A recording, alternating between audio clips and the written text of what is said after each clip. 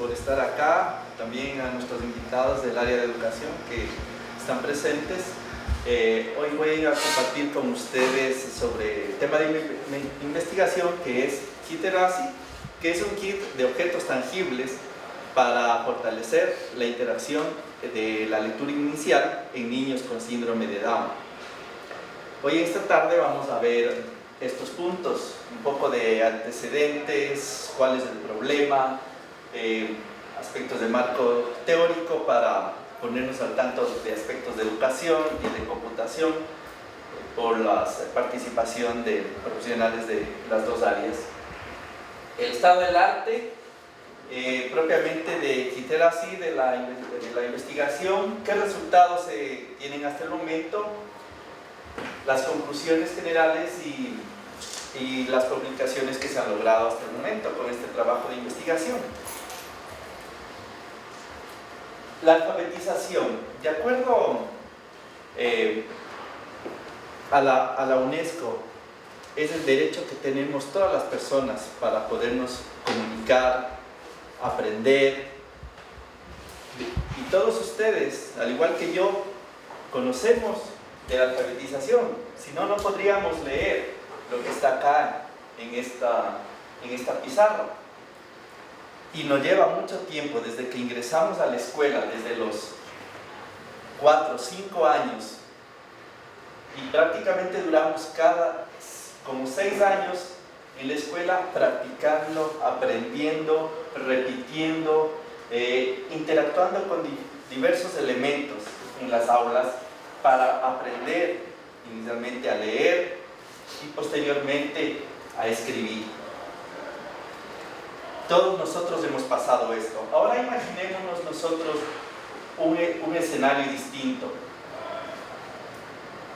en donde un niño con necesidades educativas especiales, ¿sí?, que tal vez tiene un síndrome de Down, también necesita comunicarse, necesita aprender a ser independiente. Cuando él crezca, que pueda diferenciar sus medicinas, los alimentos, a tomar un bus, ¿sí? Entonces es importantísimo la alfabetización en ellos para que realicen su vida, actividades de la vida diaria. En este sentido es a donde se enfoca la investigación, cómo a través de la tecnología se puede apoyar al proceso de lectoescritura en niños con necesidades educativas especiales. Una vez que tuve la motivación por realizar esta investigación, por razones vivenciales con un familiar cercano, me puse a investigar sobre aspectos de discapacidad en Costa Rica y Ecuador, donde se va a llevar a cabo esta investigación. Y hay un gran porcentaje de personas con discapacidad en los dos países. Miren, en Costa Rica como 355.000 y Ecuador un poco más por la población. Prácticamente un 10% de la población mundial tiene algún grado de discapacidad. Y cuando hablamos de discapacidad pueden ser múltiples discapacidades, desde auditivas, visual, mental, y entre las que más se presentan son la física, de movilidad, y la mental cognitiva. Porcentajes similares, pero proporcionales en los diferentes países de Ecuador y donde se va a llevar a cabo. Y cuando hablamos de problemas cognitivos, también hay una gran diversidad, ¿no?, como síndrome de Down, autismo y otros problemas. La lectoescritura, como lo dice Cuetos, es una tarea que puede resultar aburrida y poco motivadora, ¿sí?, ya que requiere asociar una serie de signos gráficos con los sonidos. A algunos niños les resulta fácil aprender, pero para otros les resulta muy complicado. Entonces imagínense en este escenario complejo de niños que tienen estos problemas cognitivos, es un gran reto para los maestros poder tratar de enseñarles a leer y posteriormente a escribir. Entonces deben crear estrategias lúdicas para poder desarrollar estas habilidades. Dentro de lectoescritura existen algunos métodos. Son varios, por ejemplo, pero se pueden agrupar en tres: analíticos, donde están métodos, un método global, que ya voy a profundizar un poco, en métodos sintéticos, los métodos alfabéticos, fonéticos y silábicos. Y los métodos eclécticos cuando son mixtos, unen estos dos tipos de métodos. En Costa Rica se utiliza el método fonético actualmente que lo rige el Ministerio de Educación. En otros países como en España el método es el global. Veamos dos ejemplos. El método global comienza con la logografía, que es la habilidad que tienen los niños para reconocer palabras, pero sin que ellos sepan todavía leer. Entonces, pero reconocen logos de productos o de sitios donde ellos acostumbran ir. Entonces, ellos fácilmente pueden reconocer. De hecho, hicieron un experimento en este aspecto. Niños que podían reconocer los logos, que no sabían leer, luego les mostraron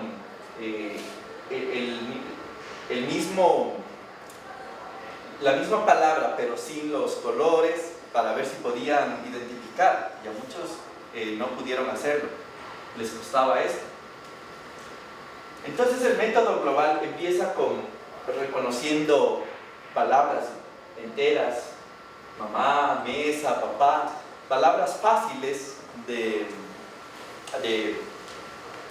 iniciar, y luego se van dividiendo en las sílabas y finalmente en las letras.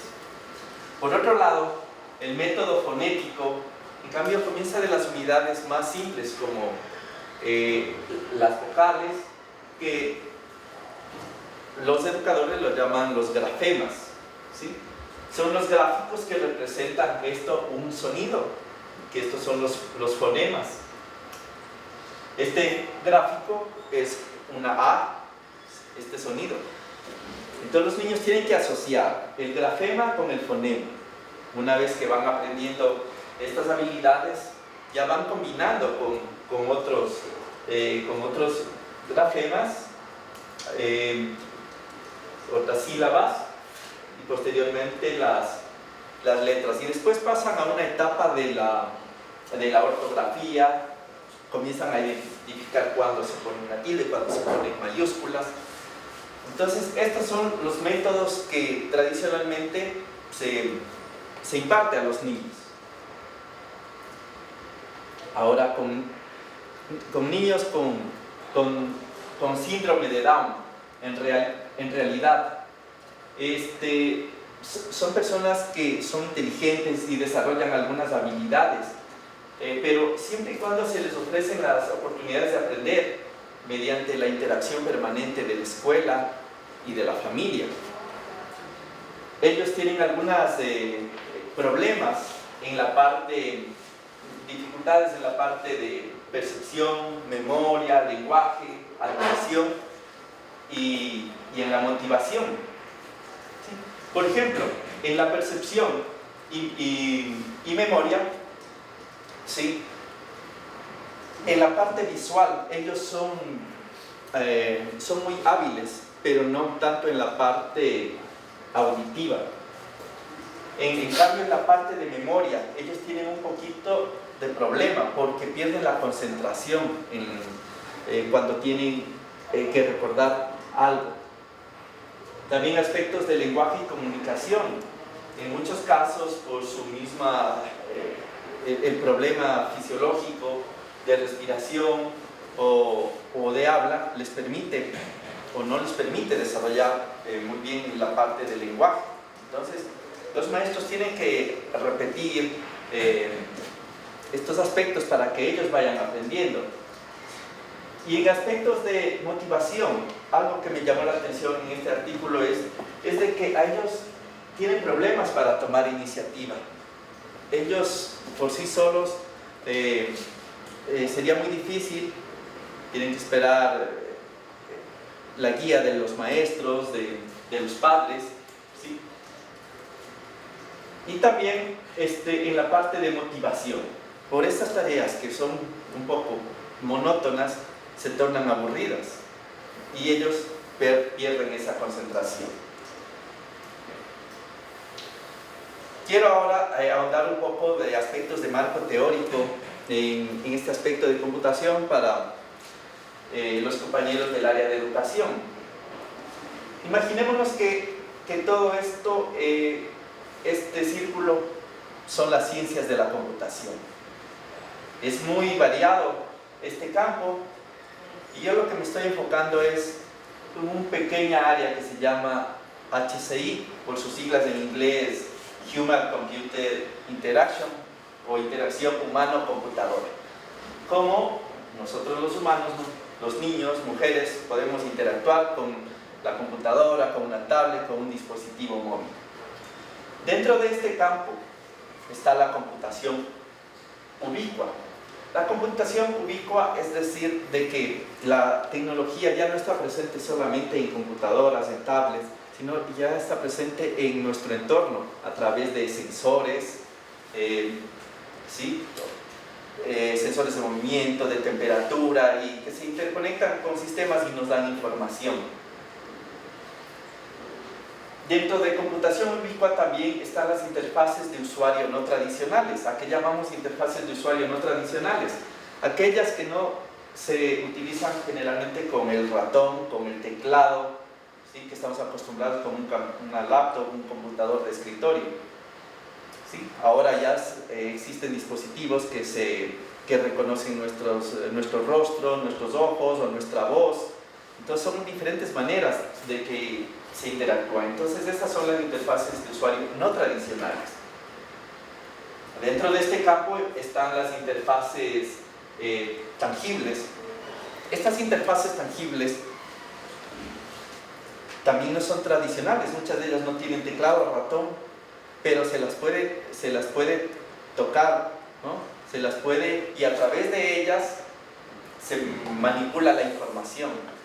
¿Sí? Uno de los personas que acuñó esto es Hiroshi Ishii, ¿sí? Que actualmente trabaja en el MIT Media Lab. Y entonces, luego de esto vienen las interfaces tangibles de lectoescritura. ¿Sí? Yo estoy utilizando este gráfico de Han, de un profesor de Ciencias de Computación de la Universidad de Utah, que hizo este gráfico para explicar a los estudiantes que estaban ingresando el primer año a doctorado en qué consiste hacer un doctorado. Entonces, comenzar con el conocimiento humano, luego irse enfocando en el área, profundizar en el área de estudio y luego llegar a una pregunta de investigación. En este límite que parece que ya se conoce todos estos aspectos, es a veces donde los estudiantes de doctorado tardamos más. ¿Cómo nosotros podemos desarrollar nuevo conocimiento y hacer una contribución para nosotros con eso poder demostrar de que somos capaces de investigar y demostrar resultados? Este es el área dentro de computación. Hay unos elementos también importantes que debemos conocer. Imaginémonos este escenario donde tenemos bits.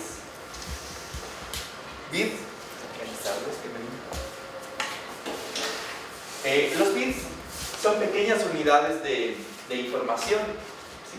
0, 1, que en realidad unidos todos ellos es lo que forma la información. Este interruptor termina un 0, 1, un 0 es apagado, ¿verdad? Y un 1 es prendido. Entonces así se maneja internamente la información. Y después Interfaz, en cambio, interfaz es el instrumento con el cual las personas realizan acciones o se comunican entre los dispositivos y un usuario. Un usuario claramente puede, cuando hablamos de un usuario, puede ser un hombre, una mujer, niño, niña, e incluso ahora con las investigaciones actuales puede ser también un robot, o también incluso otros seres vivos como los animales. Hay un campo de estudio que se está desarrollando, es Animal Computer Interaction, que es como las mascotas interactúan con la tecnología para no estar aburridas. Sus dueños a través de forma remota les mueven unas esferas, unas pelotas para que ellos estén entretenidos jugando. Cuando hablamos de usabilidad, nos referimos a que un sistema de cómputo sea fácil de usar por esta persona. Comunicabilidad, cuando las personas que diseñamos estos sistemas hablamos de arquitectura y organización para mostrar información que pueda entender un usuario. La accesibilidad se refiere que, a más de que de que el sistema sea fácil, cualquier persona pueda tener acceso a estos sistemas, independientemente si tiene alguna discapacidad o no. Y la interacción es justamente las acciones que se llevan a cabo entre estos sistemas y los usuarios. Y este campo de interacción es el que está enfocada esta investigación. Ahora quiero comentarles un poco sobre el estado del arte. En nuestra área, el estado del arte, como les decía en el gráfico de Han, nos toca revisar la bibliografía existente a nivel global para nosotros buscar esos espacios, falta de investigación, esos vacíos que existen. Y se